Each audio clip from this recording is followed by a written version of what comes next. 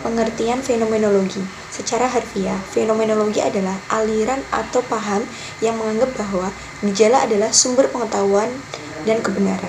Studi fenomenologi adalah salah satu jenis metode penelitian kualitatif yang digunakan untuk mengungkapkan kesamaan makna yang menjadi esensi dari suatu konsep atau fenomena yang secara sadar dialami oleh individu atau kelompok. Studi fenomenologi berasumsi bahwa setiap individu yang mengalami suatu fenomena dengan segenap kesadarannya. Selanjutnya yaitu ciri-ciri fenomenologi. Ciri-ciri yang pertama yaitu menggambarkan makna dari pengalaman seseorang atau kelompok yang berhubungan dengan konsep tertentu. Yang kedua, tidak tertarik pada suatu penjelasan melainkan berkaitan dengan aspek esensial dari pengalaman hidup. Yang ketiga, studi sistematis tentang subjektivitas. Yang keempat, menggambarkan apa yang mendasari cara orang biasanya menggambarkan pengalaman. Yang kelima, mempelajari koeksistensi antara seseorang dengan suatu kelompok. Yang keenam, mengarah pada penemuan dan analisis subjek penelitian di dunia. Yang ketujuh, memahami bagaimana orang membangun makna sesuatu. Yang kedelapan, kebenaran kritis tentang realitas didasarkan pada pengalaman orang-orang. Yang kedelapan, cenderung percaya bahwa hanya sesuatu benda yang ada dalam dunia alam dan budaya. Yang ke-10, memiliki reduksi transendental. Dan yang ke-11, secara metodis mengarah pada penemuan dan analisis hal-hal atau objek penelitian di dunia. Studi fenomenologi. Studi fenomenologi ini bertujuan untuk menggali kesadaran terdalam para subjek mengenai pengalamannya dalam suatu peristiwa. Adapun beberapa jenis kajian penelitian fenomenologi adalah sebagai berikut. Yang pertama adalah fenomenologi sosial, merupakan penelitian sosial di mana peneliti berfokus terhadap tindakan sosial dan pengalaman subjek penelitian. Yang kedua adalah fenomenologi hermeneutika, di mana merupakan penelitian yang menafsirkan sesuai dengan situasi, budaya, dan juga sejarah suatu fenomena. Yang ketiga adalah fenomenologi eksistensial, di mana jenis fenomenologi yang satu ini adalah formulasi Heidegger yang diperluas seperti yang diungkapkan dalam Being and Time pada tahun 1927, bahwa pengamat tidak dapat memisahkan dari dunia, dan oleh karena itu merupakan kombinasi dari metode fenomenologi dengan kepentingan memahami manusia di dunia eksistensinya. Yang keempat adalah fenomenologi tersedental atau konstitutif, di mana merupakan penelitian yang menitikberatkan pada pengalaman subjek penelitian. Jenis penelitian fenomenologi yang satu ini adalah rumusan Husserl. Selanjutnya berdasarkan ide-ide pada tahun 1913, di mana ia mengambil pengalaman institutif terhadap suatu fenomena sebagai titik awal dan mencoba mengekstrak karakteristik umumnya. Dan yang terakhir adalah fenomenologi realis. Formulasi awal Edmund Husserl berdasarkan edisi pertama penelitiannya tentang logika memiliki tujuan untuk menganalisis struktur dari tindakan itu. Penelitiannya tentang logika ini disengaja karena bagi Husserl hal tersebut diarahkan pada objek nyata dan ideal. Ini adalah versi yang disukai oleh Universitas Münster pada abad ke-20. Metode fenomenologi. Fenomenologi merupakan upaya pemberangkatan dari metode ilmiah yang berasumsi bahwa eksistensi suatu realitas tidak diketahui oleh orang lain sebagai pengalaman yang biasa. Fenomena fenomenologi memiliki metode atau langkah. Yang pertama, fenomena sebagai esensi, sebagai fenomena murni. Fenomenolog melakukan reduksi, yakni semacam abstraksi, melihat sesuatu dan menutup mata untuk hal lain. Reduksi yang pertama adalah menghadapi sesuatu fenomena sebagai hal yang menampakkan diri, melihat hal itu sebagai hal yang ada. Reduksi yang kedua adalah kita melihatnya sebagai sesuatu yang umum.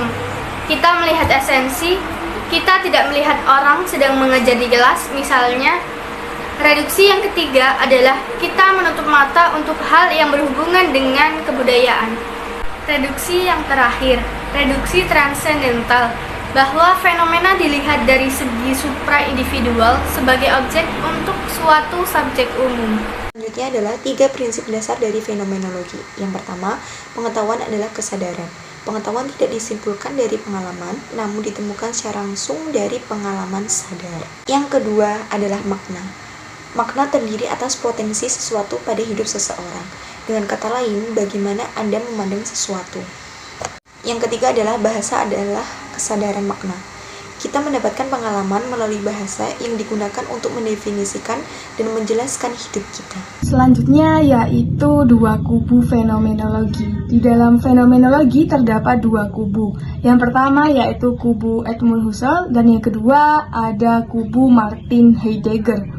Untuk kubu yang pertama, kubu Edmund Husserl mengajarkan bahwa fenomenologi dapat menjadi suatu disiplin ilmu. Dengan menggunakan kesadaran jernih, orang dapat mengungkap kebenaran. Sedangkan kubu kedua, kubu Martin Heidegger mengajarkan bahwa pengetahuan yang pasti adalah tidak mungkin dan bahwa manusia tidak dapat memisahkan diri mereka dari pengalaman subjektif. Selanjutnya yaitu teori interaksi simbolik. Interaksi merupakan istilah dan garapan sosiologi, sedangkan simbolik adalah garapan komunikologi atau ilmu komunikasi. Kontribusi utama sosiologi pada perkembangan ilmu psikologi sosial yang melahirkan perspektif interaksi simbolik.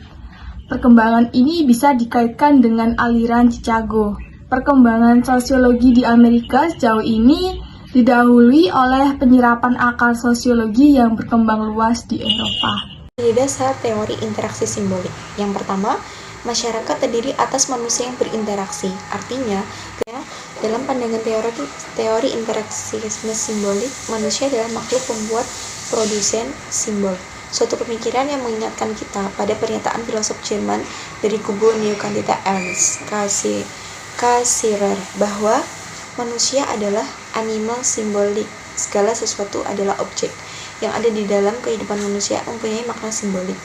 Makna-makna ini tidak datang dengan sendirinya, melainkan dihadirkan dari kemauan disepakati dan dijadikan suatu simbol. Uniknya, dalam kenyataan ini menyaksikan tetap saja ada orang yang melanggar tanda tersebut. Selanjutnya, teori interaksionisme simbolik berusaha memahami fenomena sosial ini dengan mengkaji bagaimana kejadian suatu aparat tadi memahami simbol tanda larangan parkir tersebut. Selanjutnya, makna simbolik seperti di atas tentu sudah menjadi konsensus dalam penegakan hukum. Dan yang terakhir, argumentasi ini kurang lebih sama sederhananya ketika kita harus memahami suara sirene dan lampu rotator pada kendaraan di belakang kita untuk minta diberikan jalan tengah saat ada kemacetan. 5 konsep dasar dalam interaksi simbolik. Yang pertama adalah konsep diri, self. Memandang diri sendiri sebagai objek pikirannya dan berinteraksi dengan diri sendiri.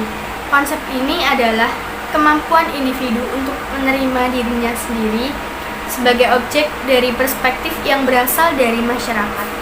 Yang ketiga adalah konsep objek atau objek, di mana memandang manusia hidup di tengah-tengah objek. Objek itu dapat bersifat fisik seperti kursi atau hayalan, kebendaan atau abstrak seperti konsep kebebasan, atau agak kabur seperti ajaran filsafat. Inti dari objek itu tidak ditentukan oleh ciri-ciri intrinsiknya, melainkan oleh minat orang dan arti yang dikarenakan karena objek-objek itu. Yang keempat adalah konsep interaksi sosial atau social interaction, di mana interaksi berarti bahwa setiap peserta masing-masing memindahkan diri mereka secara mental ke dalam posisi orang lain. Dengan berbuat demikian, manusia mencoba memahami maksud aksi yang dilakukan oleh orang lain sehingga interaksi dan komunikasi dimungkinkan terjadi. Interaksi itu tidak hanya berlangsung melalui gerak-gerik saja, melainkan juga terutama melalui simbol-simbol yang dipahami dan dimengerti maknanya. Dalam interaksi simbolik, orang mengartikan dan menafsirkan gerak-gerik orang lain dan bertindak dengan makna itu. Dan yang kelima adalah konsep tindakan bersama atau joint action, di mana artinya aksi kolektif yang lahir dari perbuatan masing-masing peserta kemudian dicocokkan dan disesuaikan satu sama lain. Inti dari konsep ini adalah penyesuaian dan juga penyerasian, peleburan banyaknya arti, tujuan, pikiran, dan juga sikap. Adapun kelebihan dari studi penelitian fenomenologi ini yang pertama adalah perspektif unik, di mana ada beberapa nilai yang dapat ditemukan dalam memfokuskan penelitian pada bagaimana orang memandang suatu peristiwa atau fenomena daripada hanya bagaimana fenomena itu ada dalam ruang hampa. Yang kedua adalah pemahaman, di mana manfaat terbesar dari penelitian yang fenomenologi ini adalah kenyataan bahwa hal itu dapat memberi kita pemahaman yang mendalam dan terperinci tentang satu fenomena. Yang ketiga adalah kaya data, di mana data diperoleh dari cukup banyak individu, maka data yang dapat diterima seseorang melalui penelitian fenomenologi lebih kaya dan mengesankan. Hal tersebut merupakan bentuk penelitian yang memungkinkan pendekatan yang benar-benar unik untuk memahami fenomena. Yang keempat adalah dapat menggambarkan fenomena tanpa memanipulasi data atau menggambarkan pandangan dari teori dengan apa adanya.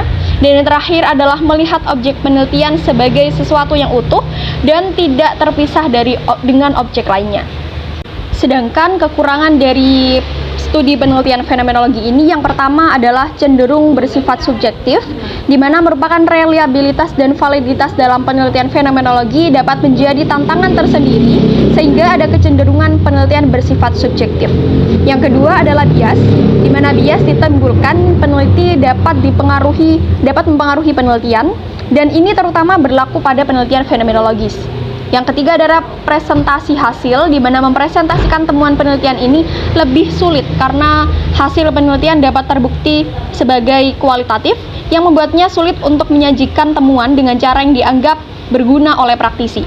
Dan yang keempat adalah tujuannya memperoleh pengetahuan yang murni dan objektif tanpa pengaruh pandangan sebelumnya merupakan suatu hal yang mustahil.